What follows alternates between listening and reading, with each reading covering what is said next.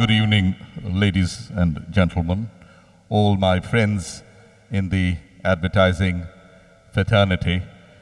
It gives me immense pleasure to welcome you here to the Calcutta Rowing Club on behalf of the Advertising Club, Kolkata. We move into the next part of the evening's program, the panel discussion. You see the subject up there on the screen, on the backdrop. Now, as we all know, because most of us here have been admin, and some of us are brand owners, some of us are brand managers, the relationship between clients and agencies have been a very hot subject of discussion and deliberation ever since advertising was born. Now, whether, assuming that a client and agency are spouses, that is what at least the subject assumes. Well, if they are spouses, now this is one divorce. If the marriage is actually breaking, this is one divorce which is possibly much more expensive than the normal marital divorces that we see in the community. Considering the time, the energy, the money that a client spends in appointing an agency, and the amount of time, energy, and money the client in turn spends to learn up, the agency spends to learn up the client's products and the client's brands. The copybook commandments of keeping a marriage together have been words like commitment, trust, cooperation. These were the copybook commandments that were taught to us 25 years ago when people like us came into advertising, that these are the key words that you must assume when you take up a client. We were also told that in order to understand a brand, you must sleep with the brand, quote unquote, sleep with the brand, in order that you know the brand more than your client does. A client and an agency at least need to be the best of friends. The best of friends in the sense that one cannot do without the other. One should be able to tell the other everything that the other party wants. To discuss that and much more, we have four very, very eminent admen with us today, and I shall welcome them up here on the dais. Firstly, Sumanto Chattopadhay, Executive Creative Director, South Asia of Ogilvy and Mather.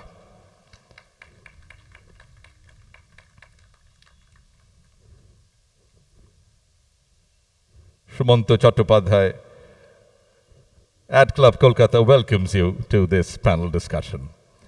Patha Sinha, Director, South Asia Publicis.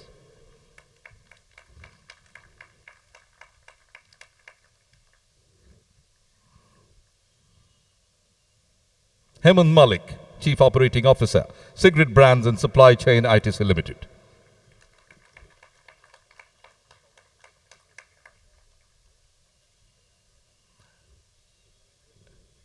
Hi. And finally, the Thandawala Banda, Prasoon Joshi, Chairman, Asia Pacific and Chief Executive Officer, McCann Worldgroup, India.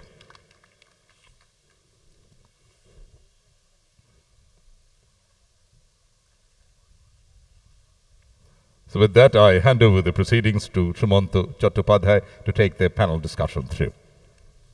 You need the hand mic. There.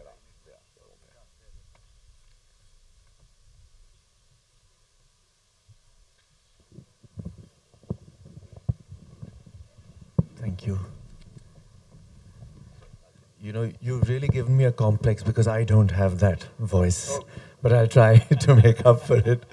So thank you everybody for coming and for having us here. So we all know what the topic is. So marriage used to be a lifelong sort of an affair, a lifelong institution. They called it holy matrimony. But I don't think they foresaw the day when there was going to be a big hole in matrimony. Yes, ladies and gentlemen, that day has come. Divorce, even serial divorce, is the order of the day. And if the marriage does survive at times, it's only because the woman is willing to put up with the affairs that the man is having on the side. And perhaps worse still, she's willing to put up with this strange arrangement called polygamy. Yes, we are talking about the marriage between the client and agency. So who's the man in this relationship and who the woman? Would anybody like to hazard a guess? I think for me the answer is unequivocal. Sorry, it's the man who's the client. I mean, think about it. He pays the bills. He calls the shots. I mean, even when we talk about positions, he's always on top. And yes, he does pay some money. He gives some money to the woman so that to cover the household expenses. But even that, it's not that generous allowance that it used to be, because that's being eaten into by what he spends on the other woman. Yes, ladies and gentlemen, today the client is promiscuous. He does look outside the marriage to get more bang for the buck. So where does that leave the poor woman? Well, she bends over backwards to try and please him. She tosses and turns all night to come up with that idea which is going to keep him interested. And of course, she's the one who goes through the labor pains as well. But who gets credit for the product? It's the man. That is if it turns out well. If it turns out badly, obviously it's her fault. The poor thing. She's so desperate for the security and comfort of that relationship, she'll do anything to hold on to it. Whereas the man, well, he's quick to make threats, veiled or unveiled, to say that he'll walk out of the marriage and leave her in the lurch. So, you know, that old ideal of co-creation in an equal partnership based on trust, respect, and love, where is that? Has it gone out of the window? I think that maybe I've been a little biased, I don't know, but being from an agency, maybe it's the agency perspective, so I'd like to start with Hemant and ask him whether he agrees with this characterization. And even if he doesn't, I'm sure he'll agree that the marriage has really changed over the last 2 or 3 decades. So, you know, I'd like him to give his point of view on that evolution. Good evening, everybody. Thank you for inviting, and pleasure to be sitting here. In fact, Biplab introduced me as an ad man, and I said, no, I'm not an ad man. I'm with a lot of ad people here. Sumanto has identified us to be the man, and it reminds me about this son who's asked his father and says, what does it cost to get married? And he says, I'm still paying for it. So, I think, yes, it has become polygamous, but the reality is that my business has also become extremely complicated. I also live with my problems. You just expressed your problems in terms of, you bending over backwards and wondering what's going to happen next. But I also wonder that how often do you also understand my problems? It's getting more and more competitive. I also have a huge pressure to meet my targets. I have to make sure that my market share continues to increase. I have to report quarter on quarter. And the market is, the consumer is getting more and more fragmented, the media is getting more fragmented, and the solutions that I used to get from one partner obviously is not coming through, and therefore I have to perforce look for more number of partners who could help me make my business. To that extent, sometimes we do see these relationships which, when we talk about still working, that means in the past it used to work very well. It is under stress, and I think it will continue to be under stress until certain things change, which I will hear from you. Thanks, Hemant. Prasoon? See, I was listening to you, and beautifully you are putting the situation. I feel on one hand you are talking about a world where equality is emerging, a woman is empowered. I don't think a woman sitting here would agree with you bending backward, forward, this, that, another. In a world where she's demanding her rights, we are talking, I think we'll have to introspect that as a woman would have, that is it her subservience which has given birth to a monster, or it is the other way around. I think to begin with, the belief in the agency has to be there of an equal, first of all. If you don't have a belief of an equal, तो वो तो एक exploiter और exploit करने वाले की relationship हो गई. That was the old world where a woman was exploited. It is the world where she has no rights. So I think, first of all, I think we'll have to realize that there is a self-worth which is important. If you do not realize your importance and you feel that you will do anything to please, and he's a provider, first of all, we'll have to realize that he's not a provider. We are together creating something. And that consciousness has to seep into us more than them. Because a woman, as we say, if she does not realize her self-worth, a man is very happy exploiting. So I think that has to seep in somehow. I feel the core of the argument is actually starting with a बेचारा attitude. तो वो बेचारे को थोड़ा बाहर निकाल के तब argument करेंगे इनसे.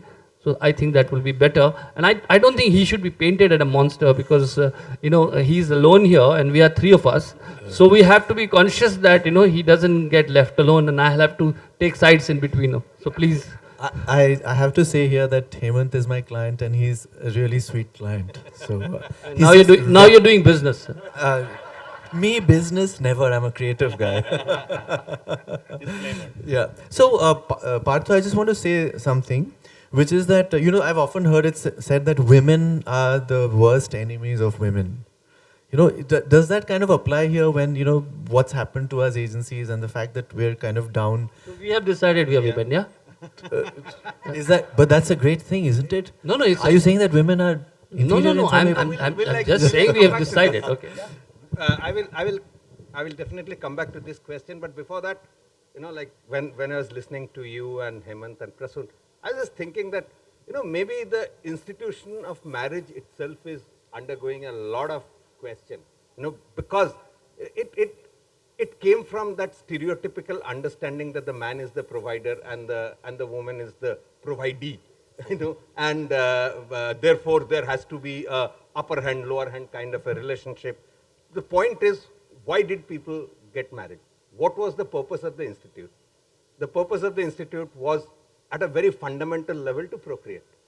Now today, in majority of the society, people are procreating without getting into the institution of marriage. So I think the idea of what you are producing together is slightly more important than what is the give and take relationship inside that. So I think more often than not, the whole business of agency-client relationship is a bit misconstrued because the way we put emphasis only on the relationship without putting due emphasis on the product. I think if the relationship is seen through the lens of the product, then everything starts making sense. Because everybody in the relationship is supposed to make sure that the product delivers to what it was supposed to. So I mean, absolutely, in echoing Hemant's point, that at the end of the day, the product has to deliver success. So in that, I don't think there's possibly there is any client worth its salt who believe that by being one-sided and being by having upper hand in the relationship, you can actually control the product better. So that's one part of the story. Second part, I fully agree that a lot of this has been brought upon us by the agency business model itself rather than the client agency relationship. So, what you are alluding metaphorically as, women being women's biggest enemy.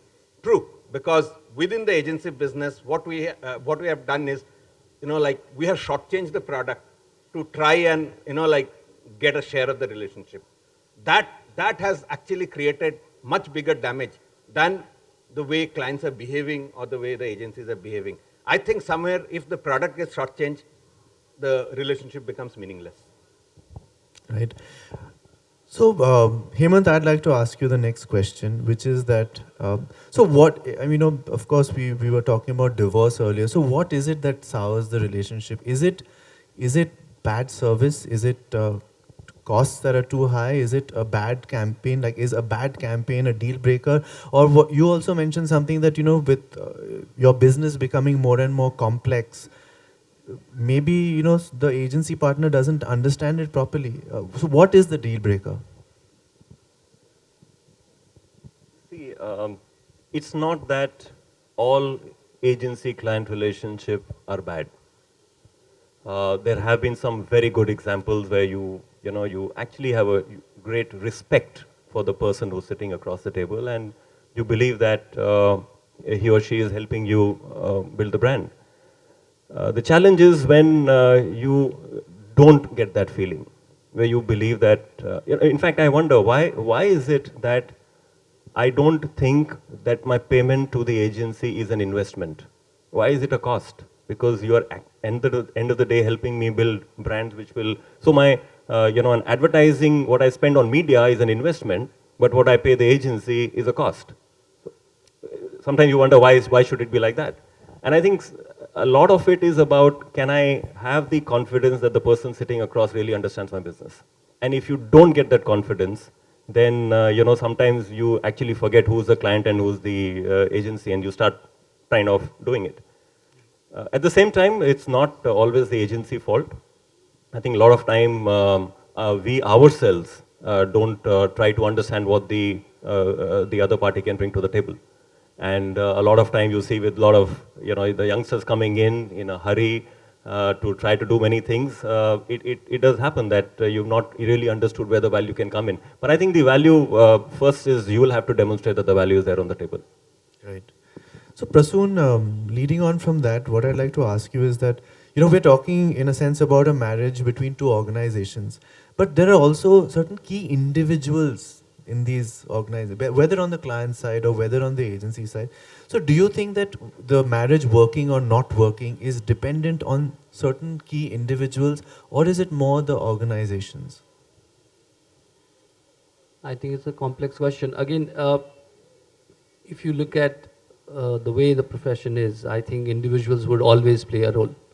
You eventually, what is institution? What is it gets manifested in form of people.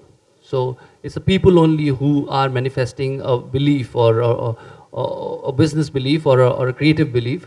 There is someone who would do that, and it's very important that someone connects with that other someone. And the marriage has, if you talk about marriage, then there is something called patience which is required there. I think you can, if you're free, of course everybody is free, but you decide to go for it. There is a decision, and when you decide something, there is a firm belief there, and I think that beliefs make you attempt in a particular way and direction. And co-create and make something successful. See, success is, you can't keep on trying all through your life and say that, eventually I haven't found a real partner. If you see successful marriages around the world, it's not about, there is something in both of them, the partners, which is the willingness and deep belief that we want to make it successful. That firm belief makes them look at someone in a certain light. You can find, nobody is perfect. You can always find reasons to say, no, this is not for me, and reject. I think what has, and you have rightly, touched upon that right in the beginning, that is something which is fragility of this relationship today, which needs to be definitely examined. We cannot, just look at it and let it go, because it is affecting lives. It's not only affecting Hemant, it's not only affecting the way people earn their salaries. I've seen the happiness quotient going down. If there is, in a relationship, there is no trust left, that if I'm out of sight, I'm out of mind. I have to constantly keep on wearing this new skirt or a new dress and इसको रिझाता रहूँ मैं और उसको आज क्या पहन के जाऊँ फिर देखेगा भाई. And in that, जो जिसको आप बीवी कह रहे हैं वो बड़ी उटपटांग हरकतें भी कर रही है. वो बेचारी को, she probably is not, equipped enough to, entice you in that particular way in which she has suddenly dressed today. She has dressed for you, and this is giving birth to a ridiculous behavior from the agency side as well, as it would do if in absence of trust and faith. I think relationship will go haywire. They will start, getting derailed. And that's what you're seeing. And especially in the creative people who overnight want to leave the profession. They come after a meeting and they say that, I think I would not want to work in this profession. And there are very many options available in today's world where they can, feel happier or maybe feel more excited. So talent retention is also becoming a big problem because of this deep-seated problem, which is trust and faith. And trust and faith and patience and belief, which pushes you in a direction, which puts a filter on you, and आपको कहते हैं कि यार अवगुणों को थोड़ी देर के लिए side में रख के मैं इसके गुण को देखता हूँ. And that, in absence of that, I think we'll have a bigger problem in front of us. When we would want to meet your requirements, we would not get adequate talent because people would not be there to board this flight with you because they know they can be thrown out of this flight anytime. So it is a deeper question if you see which will not only affect the business, eventually affect the quality of advertising we do. That would, if you make it functional, and you want, so what, this is part of the life. I don't think creative people who join the profession, I remember when I joined the profession, there was a dream in you. You felt there is a profession where I can express myself. Earlier there were only, I come from a very small part of the country, Uttarakhand, where there was no exposure to advertising. I didn't even know this profession exists. And only way I knew one can express oneself is writing books and poetry and music. That's the only way you knew. But here you came and you saw this profession where there was a unique way of expressing yourself and satisfying your creative urges.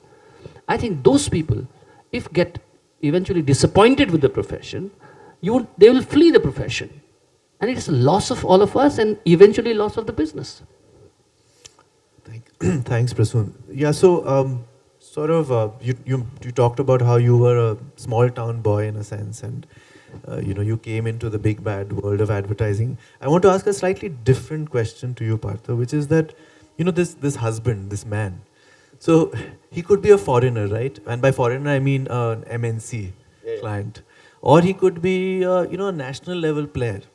And we have many of those. Or it could be like, in a local boy in the Calcutta context, or somebody whose playing field is at best the eastern region. So how does that, because I think that really has a huge impact on the kind of relationship between the wife and the husband. I think it boils down to the question of whether you fall in love and get married, or get married and then fall in love. Like majority of the country possibly first get married and then fall in love. We are an arranged marriage country. Okay, there is something called arranged love marriage also. Yeah. Engineered. So the point is, I think then it totally gets defined by the purpose. Because if you are first marrying and then trying to fall in love, then there has to be a purpose. If the purpose is well defined, and what Prasoon was telling, and even Hemant was mentioning, that if together they know that they have to do something interesting, they have to impact popular culture, they have to impact people's imagination. So then there's some excitement in the relationship. If that is not defined, that is the place where most of the relationships fall apart. It's like, just to give you an analogy, like a brand is a bit like what your dad has given you, a 3-storied building. Now you can either take rent out of it, which is sales, or you can make it a 10-storied building, right? And that is what is called asset creation. Now, if you are in asset creation, if you are creating asset for the brand, it's a very exciting journey. Then I don't think this ever falls apart. But if you're about short term, that like how many tenants I can put in and how many tenants I can put out, then that is where I think the disconnect occurs. Because if you're not in the business of creating something together, if it's a transactional business, then it will be like one wife today morning and another wife tomorrow evening, because then you are not talking about marriage, then you are talking about just the consummating part of the marriage, you know. So there it can keep on changing. If there is an idea of creation built into the relationship, then I don't think there's a big issue. Right.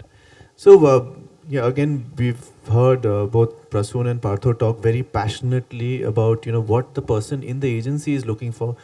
I'd like to know from you, Hemant, what to your mind is the ideal wife, the ideal agency wife? What do you look for? And, I'm sure you've had some memorable campaigns that you've done together with your agency partners.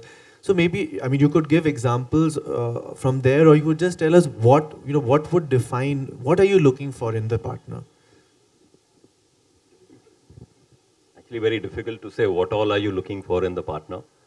But I think explaining through an example may be something that can help. And the example that I will give is my own personal example of working on a new brand launch with Ogilvy, which was on bingo.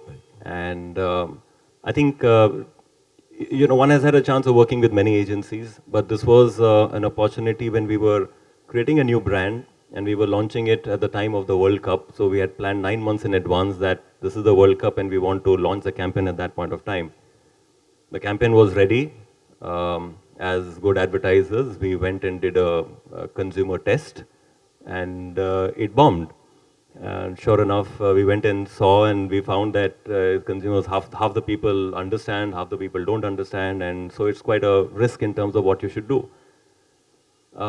So we had a discussion, and obviously the creative would feel that you can go ahead and do it, but the other side of your brain would say, but it's a new brand you're launching, what happens if it bombs?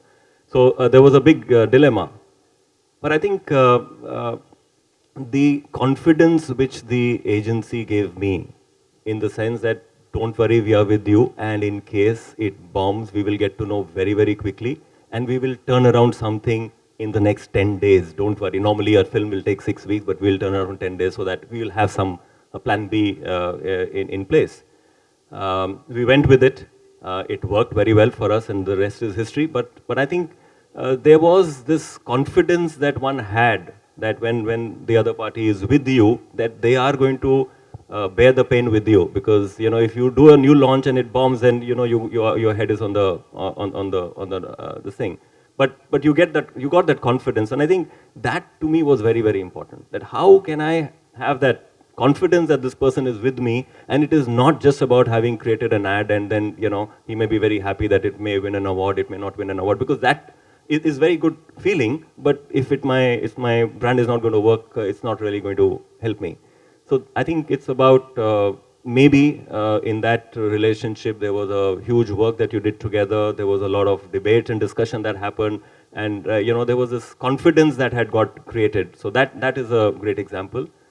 Being in ITC, in fact, a lot of our agencies have been with us for many years, and the relationship have been there for a long time. But yes, as in more recent time, I find that there is a stretch. And that is coming in because, Prasoon mentioned that maybe not great talent is coming into the industry, and maybe the fault is about both from the client and the agency side. I don't know why it is no longer. So you are not getting that confidence that you can trust that the person is fully in charge. He understands your business. I think understanding your business rather than understanding your brand alone.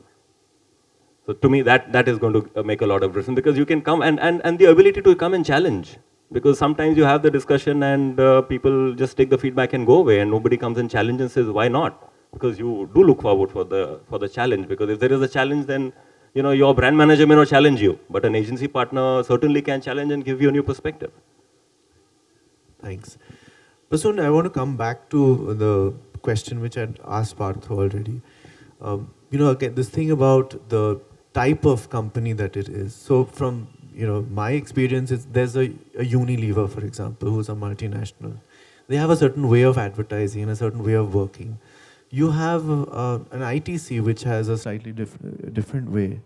You have in Calcutta you would have an ABP which has yet a different way. You have the Fevicols, the Pidilites of the world, who are this Indian kind of clients. So I want to ask you, in your experience, how has that, the nature of the company, how has it affected this relationship? And I believe that it's distinctly different for when it's with an Indian company, a family-run company, vis-a-vis Unilever, vis-a-vis a small local player, vis-a-vis an ITC, which is a big, Indian multinational, but a large national player in a sense.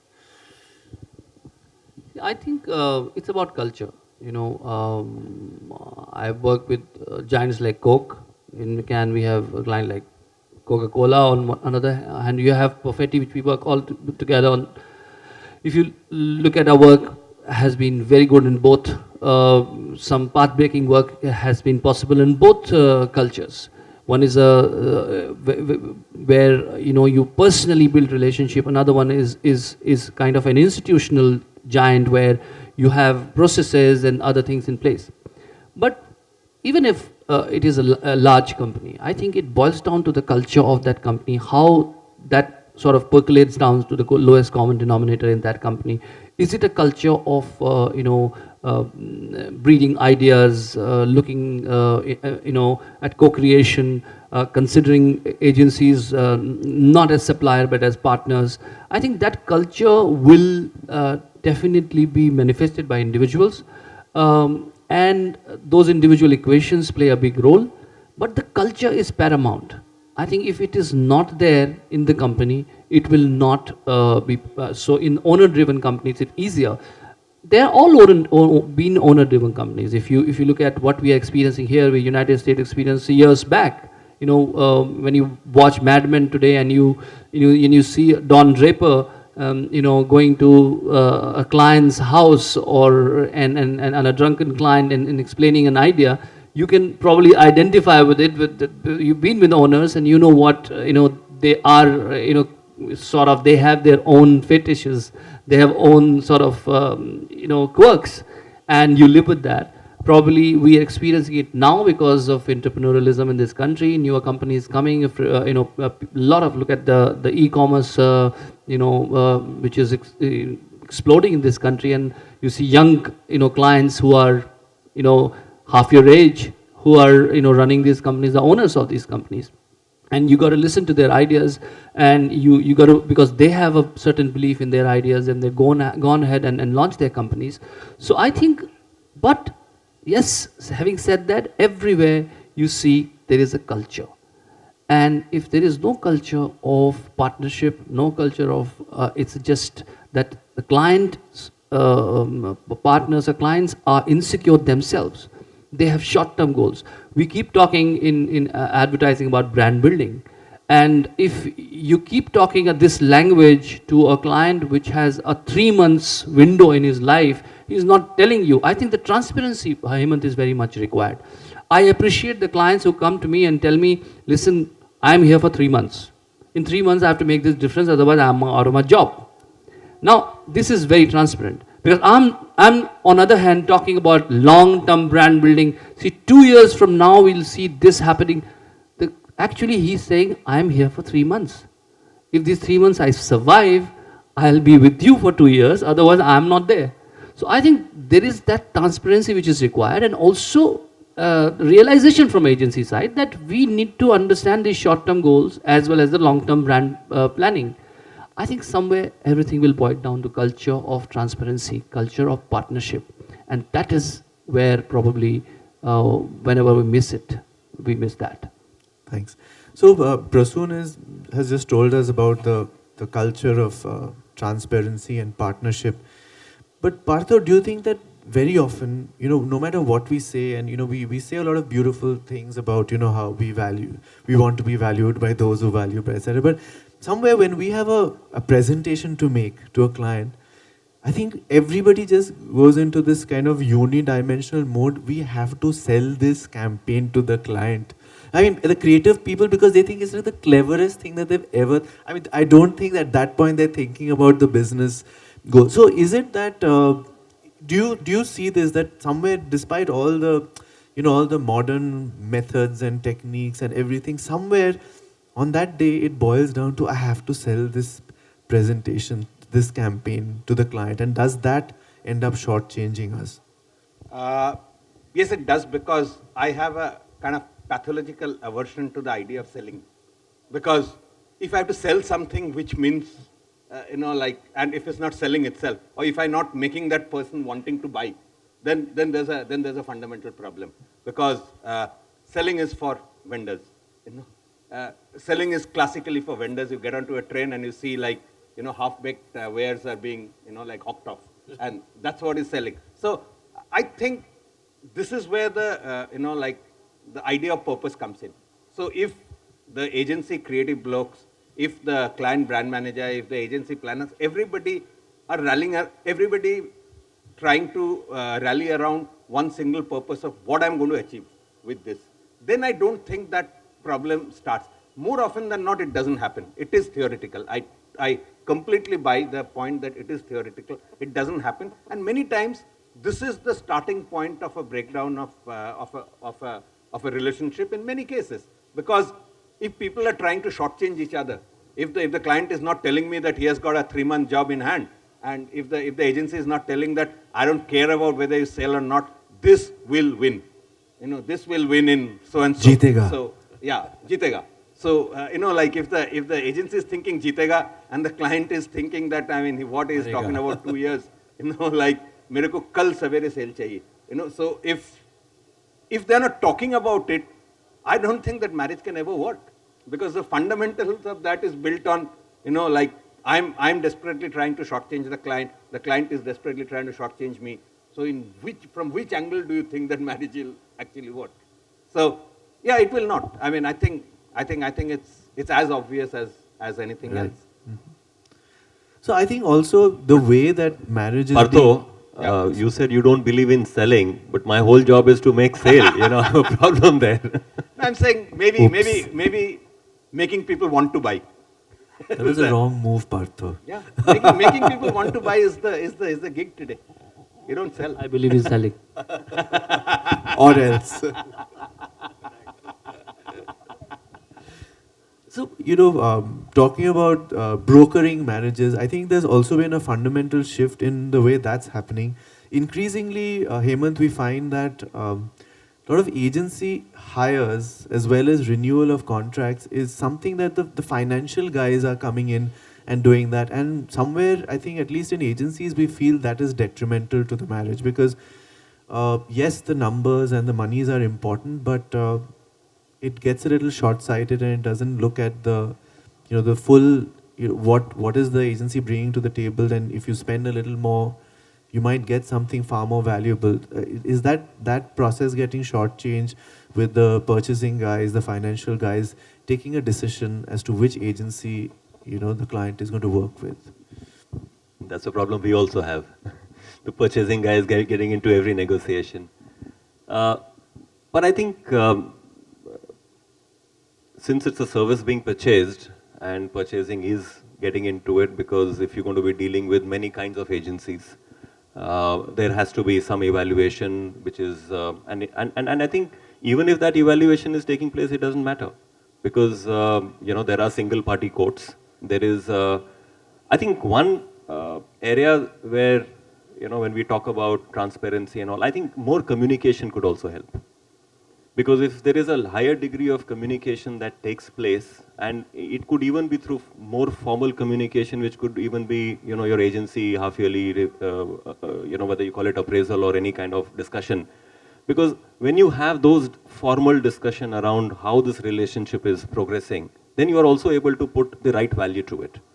Because, even when the discussion is taking place and the purchasing guy could be sitting over there, because that's when you are able to say, this is the kind of value that is coming in. And everybody is happy to pay for the value. It is just about, are you able to define and showcase that this is the value that is coming on the table. So. Yeah. I think, Hemant, to be fair, I don't think the amount of money the amount of money gets spent on media on a campaign is shared or as you talked about cost and expense and stuff like that. But I don't think you value, or the client values, that the people who are actually creating my brand's future are compensated as per, I don't think we are actually underpaid as an industry. We are facing that problem, and there are other industries also now, and that's the reason you see the talent going away to many other industries, because we'll have to seriously think about it, that we don't have IP in this industry. What do you do in a case that you created something and you decided for some reason? There are reasons sometimes very, very personal, and I've also experienced that if certain management changes, they want a new agency, their own agency, which they can call their own. They want to write off what they inherited, and they change it. But the creation, they can continue using. There is no way of us IPing that creation.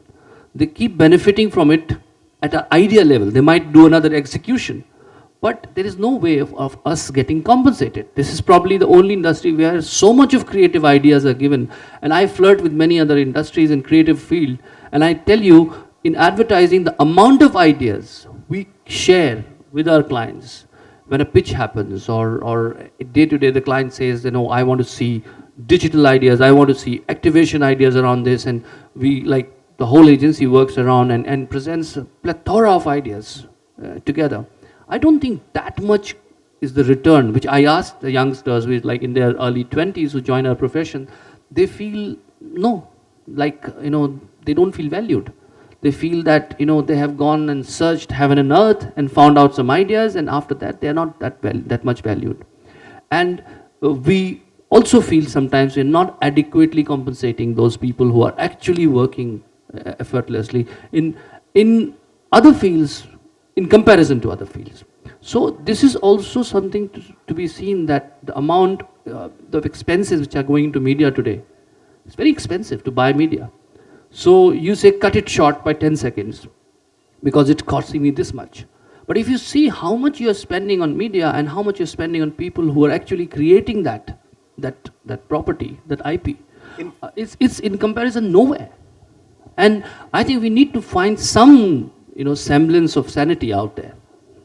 No, in fact, it's a very funny equation. Because we don't have IP in this industry, the pricing is totally lopsided. The closer you get to execution, the more money people make. So, I mean, at a very simple level, if a film is thought through, so the filmmaker makes a reasonable amount of money. The media on which the film is running makes huge amount of money, but the ideator of that film may not get equally compensated. So it's a slightly strange equation that governs our industry because we don't have IP.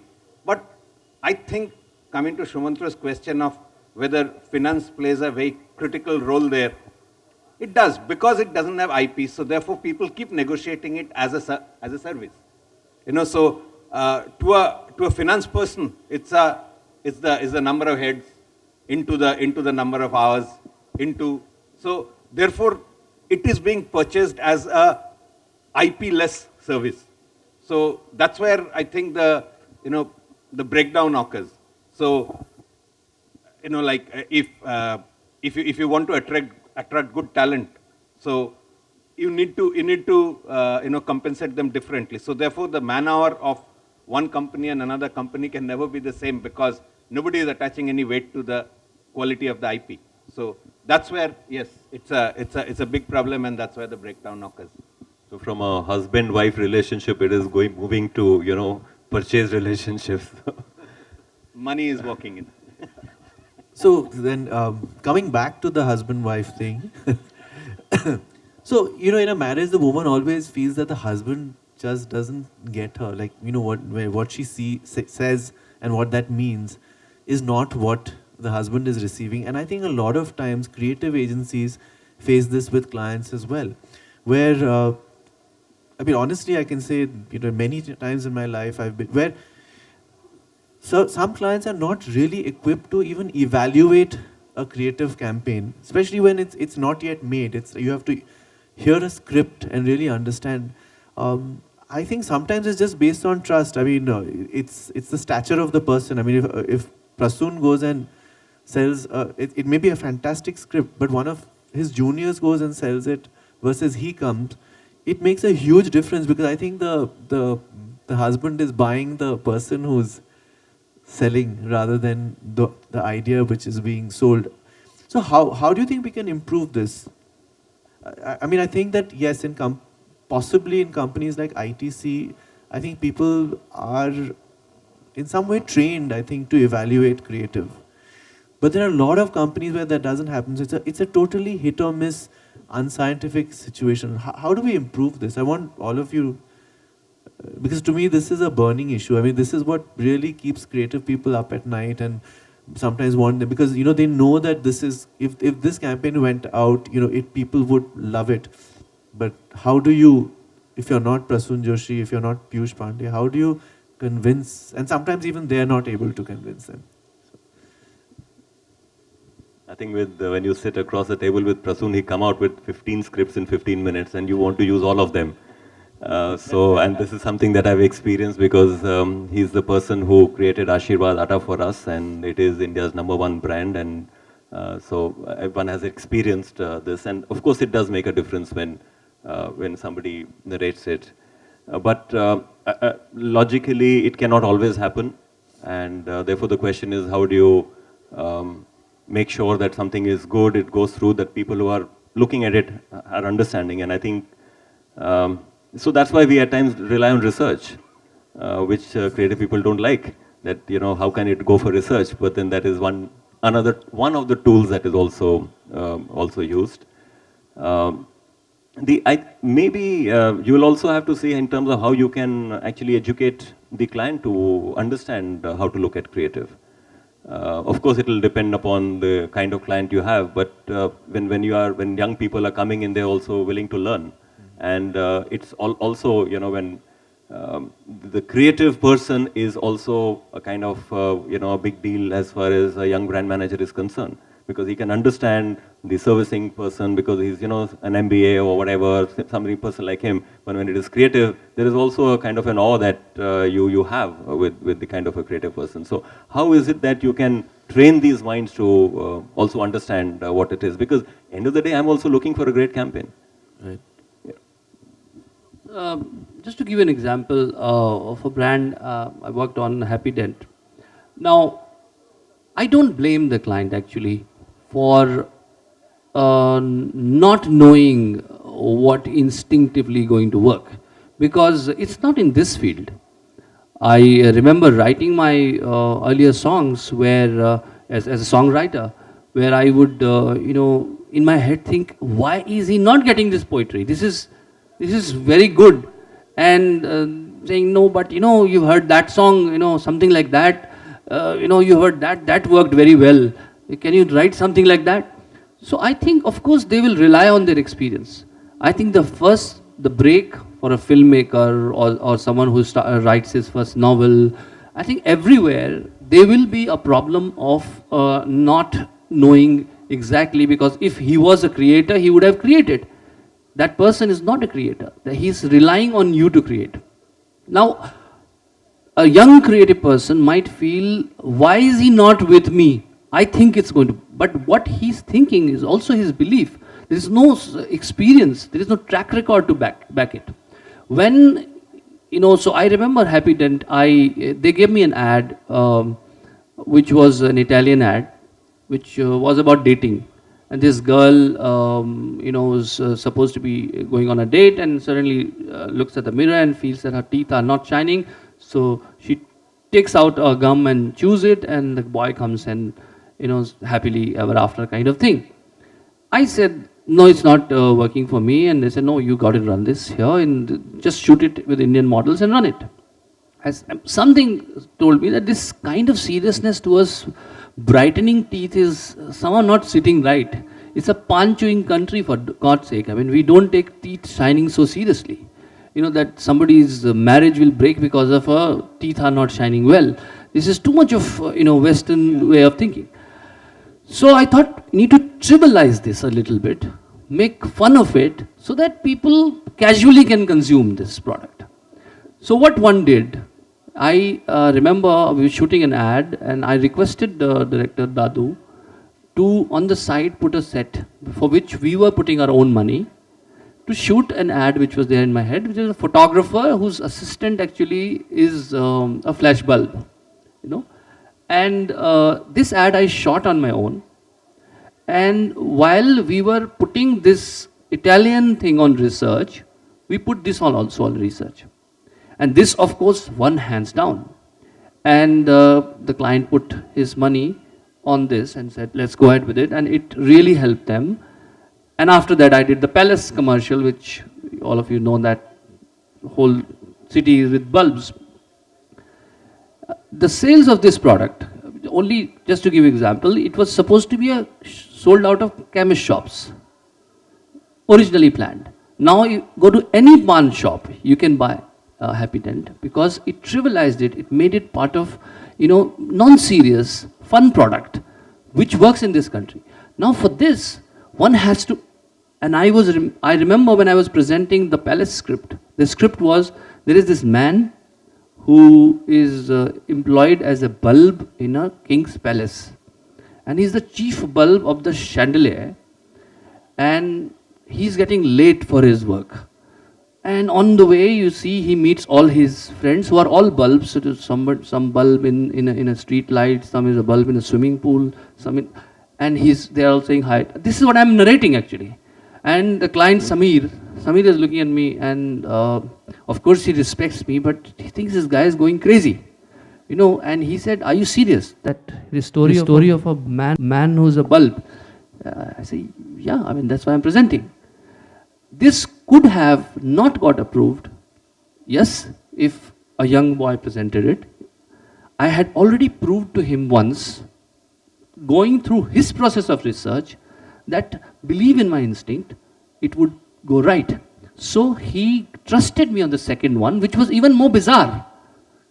But you need something, you need to work with them. You can't say, you don't have a creative instinct, you don't understand creative ideas. I think that's where experience comes in, that's where track record comes in, that's where you have to hold your client's hand and walk him through that. And the client has to believe that this guy is not out there to, make his sort of fame out of it or anything. He's interested in actually making a dent. Because research also has limitations. After a point, something which has not been experienced, how do you research that? Because people do not have, as much as the client would not have that instinct. That's why you are a creative person. That's why you feel you're privileged that Almighty has wired you differently. You're only wired differently, that's it. There is nothing more to it, but you are. And so how do you then you have to walk them through. That's why you say it's a Spielberg film. Why do you say it's a Spielberg film? Why do you say it has come from, DreamWorks? And the brand and the person gets together and gives you something which you can put your money into. I think that's the journey, that's the path. And I think just as it's important that the person who presents from the agency have some stature, I think I've always found that it also helps if the person that you're being able to present to on the client end is also somebody of stature, because sometimes what happens is, you start with the junior most client and then the great idea never makes it because that person probably doesn't have the capacity to appreciate it and wants to play really safe because, their ass is on the line. So, the risky, quote unquote risky ideas never make it. And in fact, when it goes to the senior client, he's able to often see it, what his juniors couldn't, but I think that there's a wall that you have to scale, which sometimes we're not able to do that but I think so if on both ends there were people of stature meeting each other more often and hearing ideas, it would probably go a long way. Partha? I think it's a transference of conviction because the story that Prasoon told, or we have a lot of stories where we have kind of worked together and we have seen that where you could transfer the conviction, it's a matter of how quickly and how nicely and how well you are, allowing that person who's not supposed to have as a part of his business training a futuristic creative judgment. So how well you allow that person to work with you. So I will not take the name of the client because it's not the nicest story, but one case, both Prasoon and I were involved, and it was a fairly legendary campaign at Ogilvy, and after we shot the films were completely rejected. 3 films.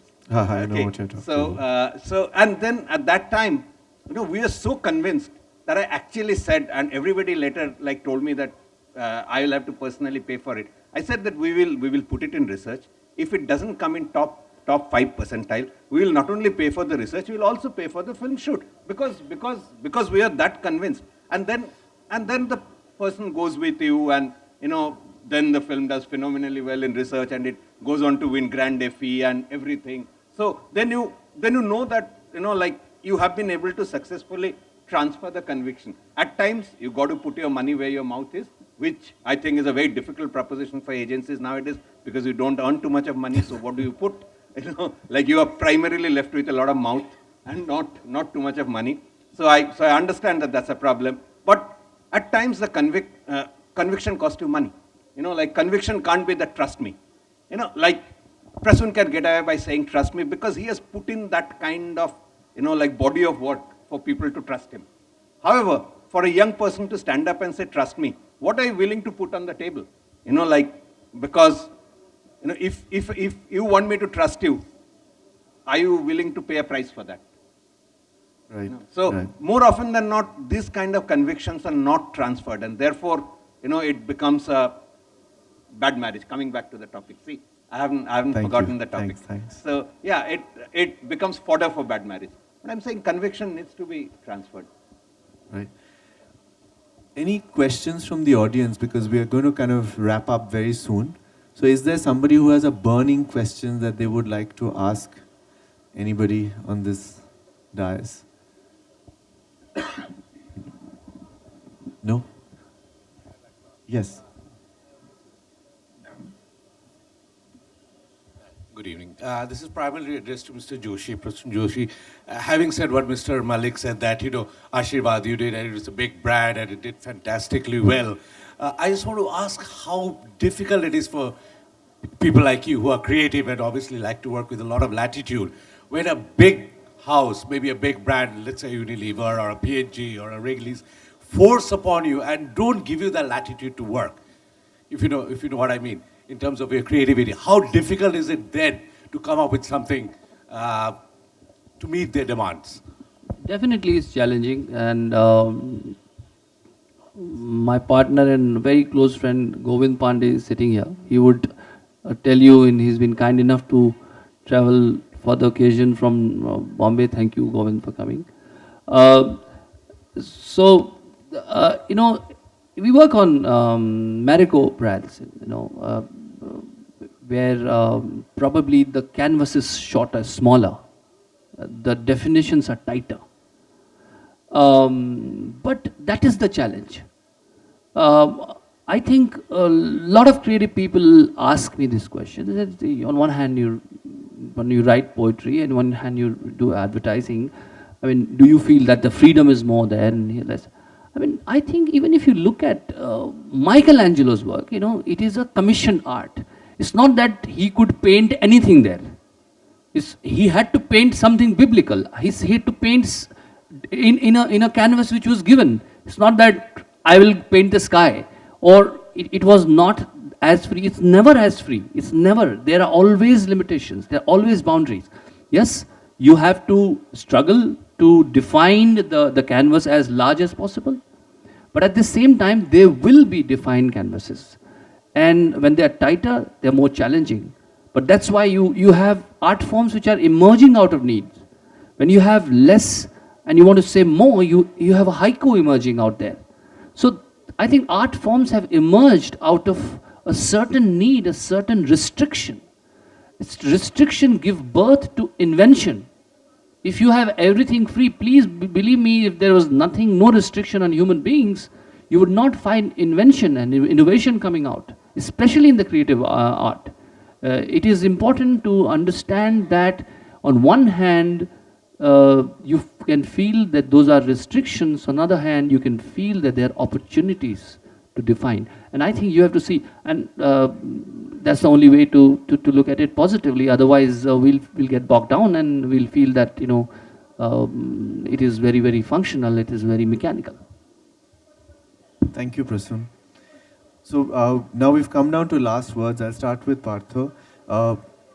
Another metaphor, men are from Mars, women are from Venus. But, where is this marriage headed? I mean, if we have to make it great again, just tell us in 30 seconds, what is the most important thing that we need to do?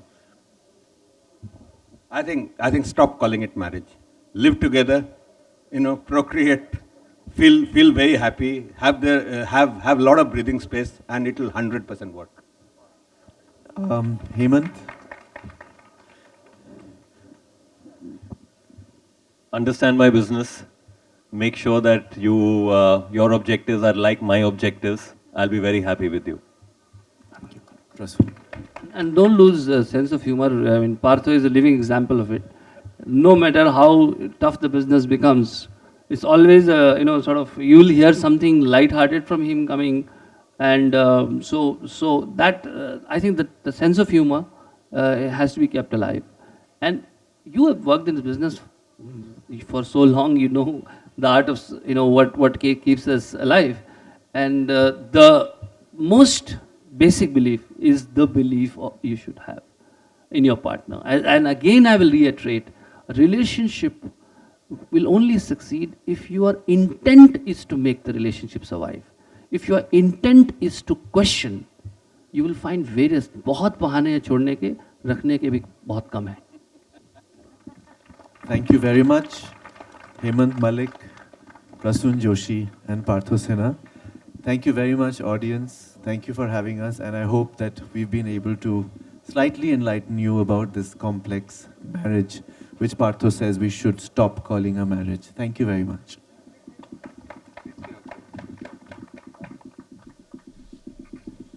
Thanks very much, this very eminent panel. Sumanto, Chattopadhay, Partha Sinha, Hemant, Malik, Prasoon, Joshi.